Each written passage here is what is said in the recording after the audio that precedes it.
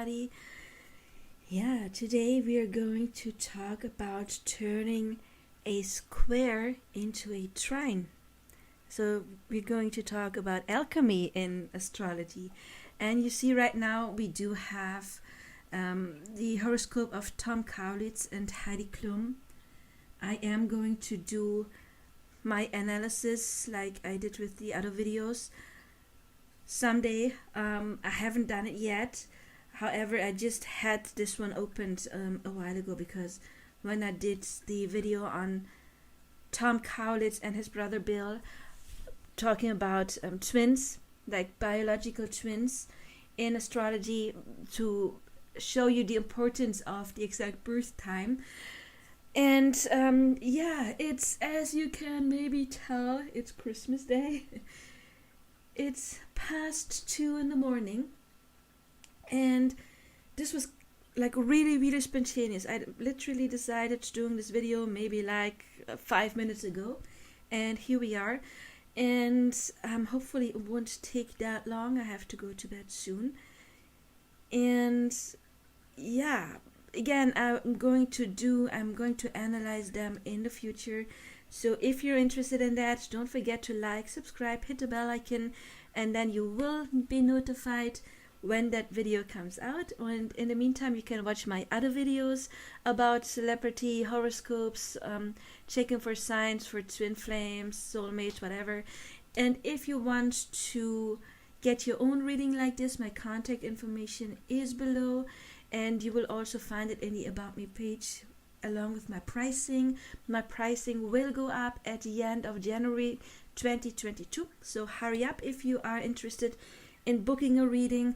But right now we're not going to really analyze their horoscope. We're going to talk about something else. And the thing is, you can see they do have some squares here. However, in my personal opinion, those are not bad at all. Not bad at all. Why? Because it's Gemini and Virgo. And Gemini and Virgo squares, in my opinion, are not bad. I am going to tell you why in a second. But if you have watched my other videos, you probably know that I consider Gemini and Virgo to be complementary counterparts energy. Why? Because both of them are ruled by Mercury. So we do have the yin, the feminine aspect of Mercury going on, and the yang, which would be Gemini. But what I'm going to talk to you about is, yeah, you can apply that to any square. Squares usually can be considered as karmic. Karma does not mean that a relationship is doomed. It does not mean that it is some kind of punishment by God, by spirits, however you want to call it. It just means that there is some kind of imbalance, and you attracted a person, a counterpart. Doesn't have to be a divine counterpart, can be any person you attract. Doesn't even have to be romantic. It can be a family member, it can be a friend. So when we're talking about family members, it can be somebody where you literally are a family you are born into, you know, that you bring some karma with. And karma, again, is just something that is not healed and that needs our attention. And we attract somebody to show you, to mirror you what may be an issue. However, squares can be healed. You know, the difference between an opposition and a square is the opposition will always kind of like play out, and you can learn to balance it. A square is karma that can be overcome. It can be healed, but you need to do the work. So don't fret about having a lot of squares. I mean, they do have a lot of squares because Tom, he's got a lot in Gemini. No, sorry, that is Heidi. Heidi's the Gemini, and Tom, he's the Virgo. Sorry. She's got a lot here, and he's got a lot here. So we do have these squares. And again, Gemini Virgo squares are not as bad because both have strong Mercury energy within themselves, and they can learn that easier than other squares because they already are familiar with that kind of energy. So it would be easier to understand and transmute it. I'm trying to think about other squares that would be similar, but I think Gemini and Virgo, we do have the counterparts. Let's go through them real quick. We do have those two. It's Leo and Cancer. Then we have Virgo and Gemini then can cause squares. We do have Libra and Taurus. We do have, those are the Venus signs. We do have the Mars signs, Scorpio and Aries. Yeah, exactly. Pisces and Sagittarius, they can form squares as well, of course. I mean, any other sign can form squares when it's two signs apart. You know, you see, there's Virgo. I didn't mean to click on that. And then we have 1, 2, 3. The third sign apart would be the square. And then from here, the 1, 2, 3. The third sign apart would be Sagittarius. And from Sagittarius 1, 2, 3, it's Pisces. However, Pisces and Sagittarius, just like Virgo and Gemini, squares would not be that bad because both are ruled by Jupiter. Pisces is co-ruled by Neptune, so Pisces is ruled by Jupiter and Neptune. Before Neptune was discovered, Jupiter was the traditional and only ruler of Pisces. But Pisces gets Jupiter energy just like Sagittarius. So they share this special connection, the Jupiter connection. It's just, again, a matter of yin and yang. Pisces is the yin, the feminine factor of Jupiter, and Sagittarius would be the yang, the masculine, complementary. They're complementary energies. And it would be the complementary energy of Jupiter. And then, of course, we do have the Saturn signs, which would be Aquarius over here and Capricorn. They are counterpart energy as well, and they do get one another because they share that Saturn energy. However, Aquarius, of course, is co-ruled by Uranus, just as the Mars signs. We do have Mars is ruling Aries and Scorpio is co-ruled by Pluto. But still, Scorpio is a Mars sign as well as a Pluto sign, and Mars would be the traditional ruler.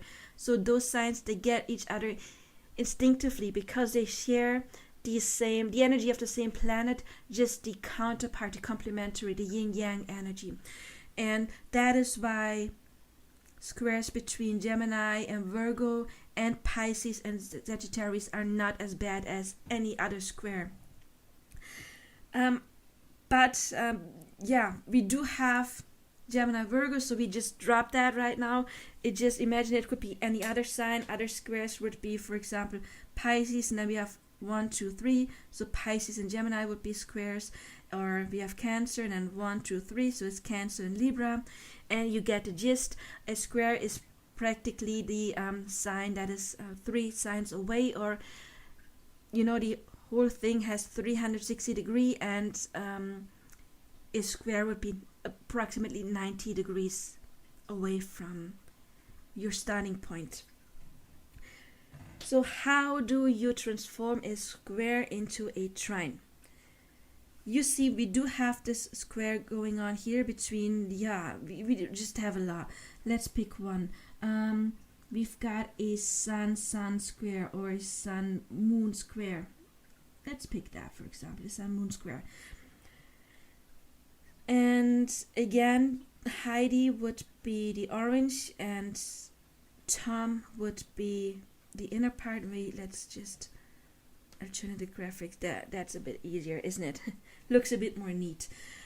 So we do have this square here, and you can tell that Tom, I'm trying not to say Bill is his brother, he's got Libra energy as well, which would be one sign from Virgo, which means it's 4 signs apart from Gemini. It's 1, 2, 3, 4, and also you can see the green here. It's a fellow air sign. We do have the air signs that are green in here. We got Aquarius, Gemini, and Libra. The water signs here are blue with Scorpio, Pisces, and Cancer. Then we have the red is the fire is red, and then black would be the earth signs. So you would turn a square, or you would have a trine if you have something going on from Libra, from Gemini to Libra, you could say, if it's approximately 120 degree apart. You see they have the blue lines here going on as well. So how would, in this case, Tom turn this square into a trine? The thing is, and that's the advantage, the trine would be Libra energy. Libra and Gemini share the element, so there would be a flow, which means that Tom could learn, since he already has Libra energy with his personal planets. He's got Mercury and Venus, two personal planets in Libra, which means he can learn to tap into this energy more. He can learn to balance himself. He can learn more about Libra energy and connect with the Libra archetype. I mean, he probably doesn't, I don't know if he does meditate or if he knows about archetypes, but you see, we do have several archetypes within us. He has strong Virgo because he's got Sun, Mars, and Moon in Virgo. That's strong, and the rising sign as well. So he has strong Virgo. So he's very much connected to this archetype. And she's got a strong Gemini as well. Look, she's got the Sun, the Moon, Mars, the Saturn, Venus and Mercury, all of that in Gemini. Why did I say Mars? I have no idea. Where's your Mars? Wait, where's your Mars? I don't see it. It may be because I'm a bit tired. No, there it is. It's in Pisces. Okay. So she's got strong Gemini energy. This is not very common that you have energies like this strong in one sign, and they share that. And I think that is one of the reasons. Again, I'm going to analyze their horoscope as well, but this is something that I'm just realizing, and I love it. They shared this, that they have each strong energy and the complementary signs. And again, Virgo and Gemini are complementary because they're both ruled by, did I say Mercury? Gemini and Virgo are both complementary signs since they're both ruled by Mercury, and they have the yin yang energy going on, which would be like a typical monadic twin flame thing, to be honest. We would have to analyze more to see if they have more of that kind of energy, but that is something that can indicate monadic twin flames. So I'm very much, now that I see this, I'm very much excited to analyze that. So again, stay tuned if you want to do that with me. But this is rare. However, we do have different archetypes, and it's not the best example choosing this video. I realize right now I'm choosing their horoscope right now, but yeah, he does have Libra energy as well, so he can learn to tap more into the Libra energy and to focus more on Libra energy. Doesn't mean that he's not a Virgo sun anymore, that he's losing any Virgo traits. Again, Virgo is perfect for Gemini as well, but let's just think it would not be Virgo and Gemini, would be any other square, and then you can just tap into the energy of a different energy that would form a trine. For example, if he didn't have that strong Virgo, let's say he had all of that stuff over here in Pisces, yeah, and then it would be a square as well, just not as complementary. It would be not that beneficial at all. Then we could see, does he have some kind of strong Aquarius energy, and then it would be his job to, or Libra, then it would be his job to tap more into that kind of energy. And it's easier if you already have that, if you possess it. He's got the North Node in Aquarius, which means it is kind of like his job in this life to step more into the Aquarius energy, even though it is again in the 6th house, which is the Virgo house. So it stays Virgo energy somehow.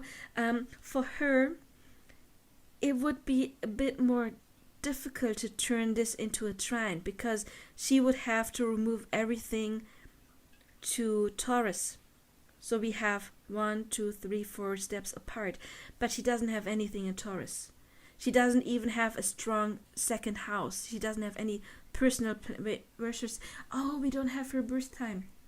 I just realized we don't have her exact birth time. We can't have her birth time because we don't have the houses here. So we don't know if she's got a strong second house. We only have his houses. Okay, but let's pretend she would have a strong second house. Then she could tap more into that. Why do I say second house? Because the second house is connected to Taurus. And if she would have lots of personal planets in the second house, she still knows how to tap into Taurus energy. And then she could form this stuff into a trine. So how do you form a square into a trine? First of all, one thing is always important. See what is getting mirrored to you. You know, squares are karma. Karma can be overcome. So we do have squares, and we just ignore that it's Gemini and Virgo right now. Again, we just see squares. And usually a sun, we've got the sun at 8 degrees and 14 degrees, so that's a 6 degree square. Yeah, that's a weak one. We got 10 degrees and 9 degrees, so that's a weak square. It's 9 degree orb. Here it's a bit stronger, but 6 degree orb.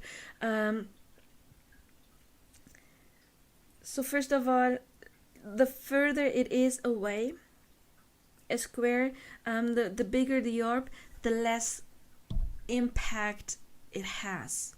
Okay, let's see, he would have the moon at 8 degree Virgo, and she would have it at 8 degree Gemini. Then it would be like spot on, and then it would be a strong impact. And so what you do is, first of all, you learn to see what is getting triggered in you. In a sun moon square, it is very important to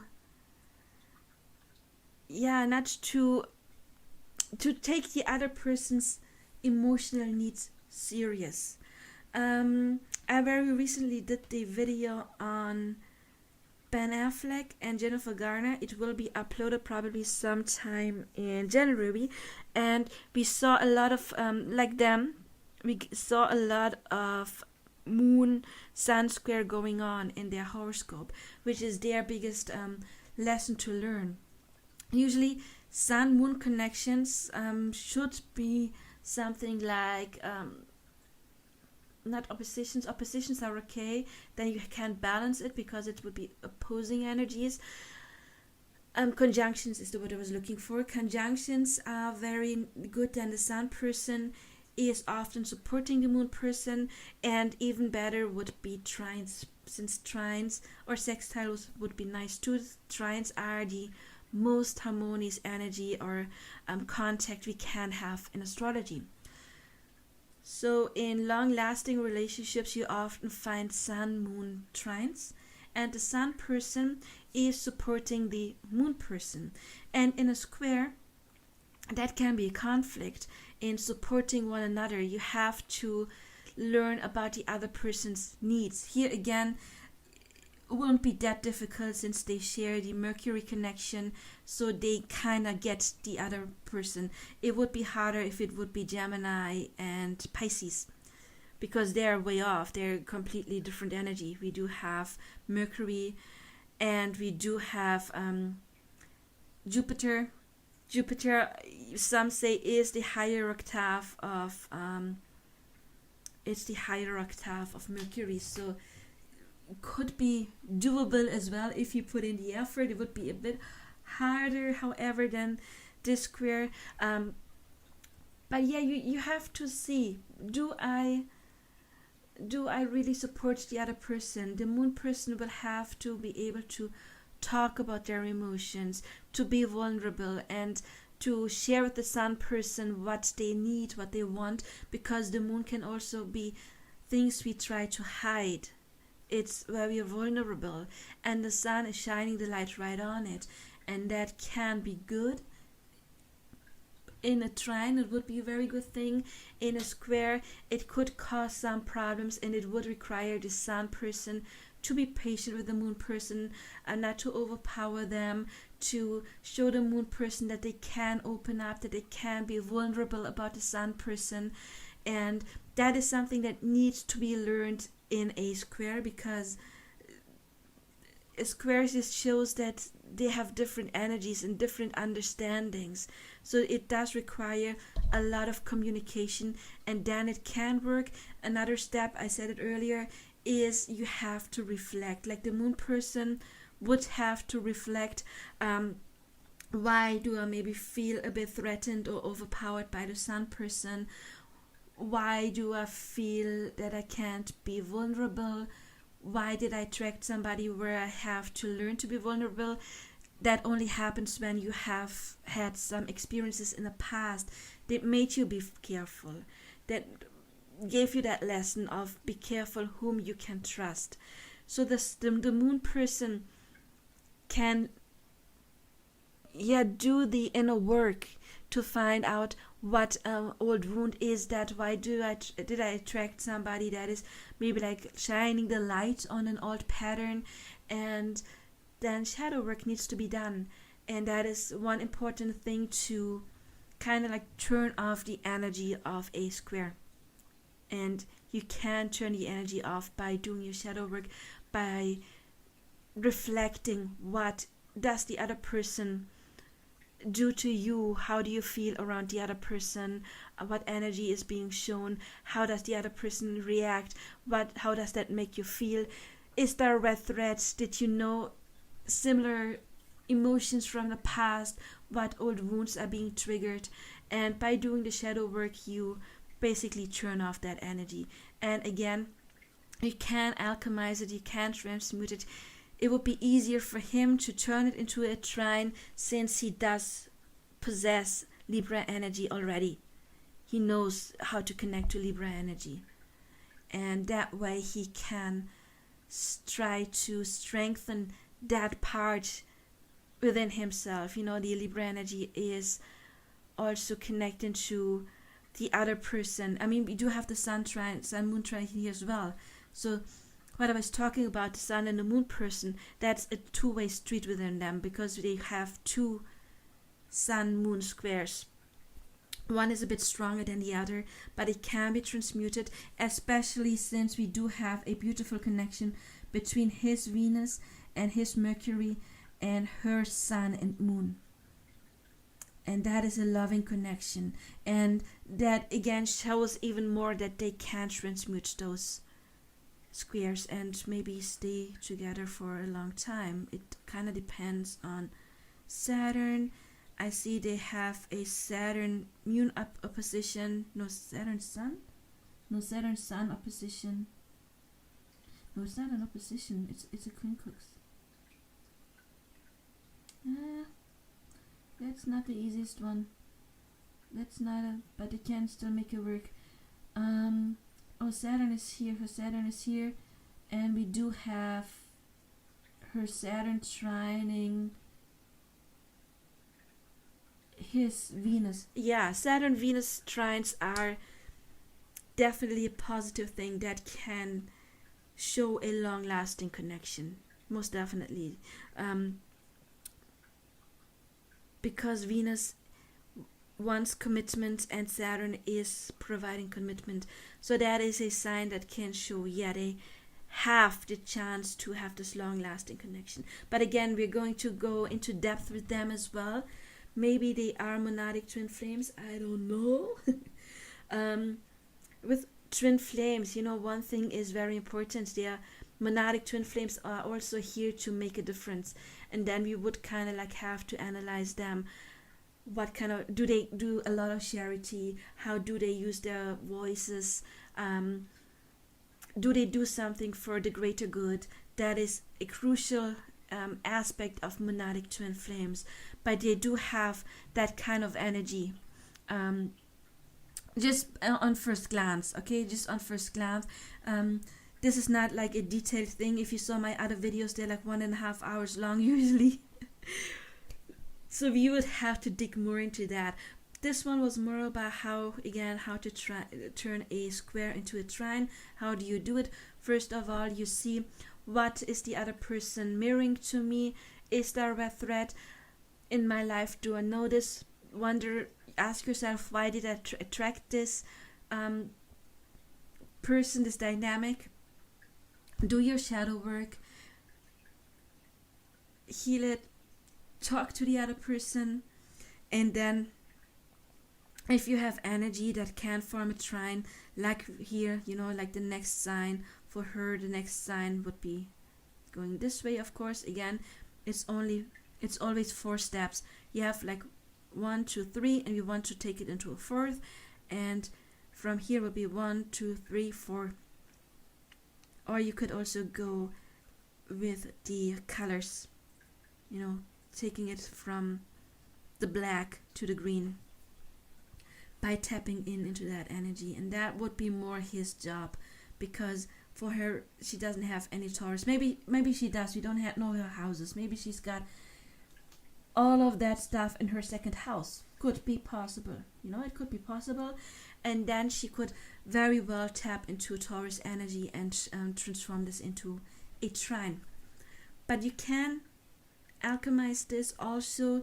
Never forget, learn about manifestation. I like the teachings by Neville Goddard, and you can alchemize every energy. This is a blueprint. This is what you chose to come here to experience. It's your the different kind of your birth chart is your blueprint. It's like a computer program you were born with. You can change the codes. You can do that. You just need to learn how to. So don't worry about anything, like this doesn't fit together. What I'm always saying, if it's not a monadic twin flame, you can't turn somebody into your twin flame if it's not that, but you can turn them into your lifelong partner. That is absolutely possible. And then it don't matter the labels. If you're happy, you're happy, right? Just do your work and transform it. Do your manifestation work, and you turn your person from, in quotation marks, a karmic into a life partner. And ditch the label. Doesn't have to be a twin flame, doesn't have to be a soul twin, doesn't matter as long as you're happy. Why do I label stuff? First of all, it's fun for me, but the labels are important if you're dealing with a true twin flame, to give you guidance. And also if you're not dealing with a true twin flame and it's like a toxic, it's a difficult thing, it is important to see what you're dealing with, or that what you're not dealing with, because those labels, they can cause harm. It can cause harm if you falsely label somebody a twin flame just because you have this runner and chaser dynamic, just because many people see a toxic relationship and think, oh, it's difficult, so it must be a twin flame. Oh, they're running off, it must be a twin flame. Oh, this hurt, must be a twin flame. It doesn't have to be. A karmic connection that has Pluto aspects, unfortunately, then unhealthy Pluto aspects, can feel a bit like a twin flame, because you do have that soul recognition, you do have that intense bond, and that is important. If you met someone to trigger your deepest wounds, to help you heal, then you have to have a strong bond with that person. Otherwise, you could just try to get out of that connection without doing the healing work, and that's not what your soul wants. However, labeling them as a twin flame, it's connected to so much stigma, like, oh my god, this is my twin flame and now I'm never going to get out of that. And that can be dangerous. That is why I think labels can be important. It's not important to label something to make it better. Like, I feel inferior now because this is my twin flame. I have a twin flame. That's not what it's about. It's about to, when you have a true twin flame, to understand, yes, you are on a specific journey. Do your work. You can have your union once you do your work. Or, nope, it's not your twin flame. You can turn it into a life partner if you do your work, but get them off that pedestal it's not that kind of energy, and labeling that you could cause damage. And even more damage is caused if those people then turn into twin flame coaches, if they haven't even experienced that, and then tell other people who may be dealing with authentic twin flames, oh no, twin flames can't get together, because they confuse their karmic connection to a twin flame, and then try to tell others that it's not working out, and that can cause a lot of drama and chaos. And for that reason, I think labeling can be important. But if you're happy with your person, ditch the label. It doesn't matter. Just as long as you're happy, it doesn't matter what kind of connection it is. It's a true connection. It's a sincere connection. And even divine counterparts, if they are, you see, they have their difficulties, they have their squares. Divine counterparts come with lessons, they come with squares. For example, my twin flame and I, we have a Venus square. Why? Because you need to learn to speak different love languages, and also a monadic twin flame often is someone you did not expect. Even though the core, you love that soul, there is something that is, I don't want to say off, but there can be differences, like cultural differences, huge age gaps. So they are not your usual type in some way, even though their soul is your usual type. You know what I mean? There can be outer circumstances that are different from what you are used to. And it's not the usual type you love, because, again, of age gaps, because of huge cultural differences, class differences, but they're still exactly what you need and basically what you are. It's just a different version of yourself, basically. And that is why there can be something like Venus squares, because you have to overcome your old limiting beliefs, and age doesn't matter, or I've had experiences, not with myself obviously, but with clients, that one of them was homosexual and the other one was straight. And then imagine you loved one gender. Or I know the opposite. I know someone, a friend of mine, her split twin, he's never been with a woman in his life. He was always living a gay life, and then he meets a woman, and he's like, yeah, that's not what I want. They're married now. They're married now. So she did her work. She did her shadow work, and she got in union. But there can be something like that. Those souls connect right away, but there is something that is like, yeah, you're not my usual type, but that's only on an ego way. It's not on a soul level way. So there can be squares in divine counterpart connections, and there will be. However, it is something that, like in their case, it's not that bad, because again, of the Gemini Virgo energy, it would be way worse if it would be anything else besides maybe Sagittarius and Pisces. And they do have those trines that got good stuff, so you have to see what it is. If you do have other stuff that would suggest, yes, you can make this work. And I would have to get more into detail with them. Right now, what I'm seeing, what's a bit concerning, is I was just looking at Pluto, and Pluto for both of them is forming squares and not trines so much. So that is something that may be a bit hard. Oh, thank God I got a Pluto-Mars trine, so that would be not good. That could be toxic if it would be a Pluto-Mars square. That could be toxic. That could cause fight, maybe even physical fights. Doesn't have to be, but that could be toxic. But a trine is very harmonious, so that is something that is good. Anyway, I am going to analyze them sometime. Next, I'm going to focus more on my coaching videos. But stay tuned. Now this video got a bit longer than I expected. I did do some rambling, but all of the important information got out in the beginning, so I hope you learned something from it. And now you know how to alchemize this. Again, you see what is your shadow, what is getting mirrored back to you. You do your shadow work. You do, for example, your revision work. You can Google or type in YouTube "never got it" revision technique, and that way you can clear past trauma, past karma, past hurt.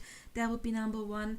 Communicate with your other person about your needs, and then you can alchemize it by, if it's possible, stepping into a trine energy, or trying to step into some kind of energy that would be more beneficial, that would create a flow. Yeah, for example, if this would be a second house, she could tap into her second house, her Taurus energy, more than her Gemini energy, or like combine this, and then she would be able to alchemize it. He would be able to alchemize it by stepping more into his Libra energy, which he has naturally. So absolutely possible for them to alchemize.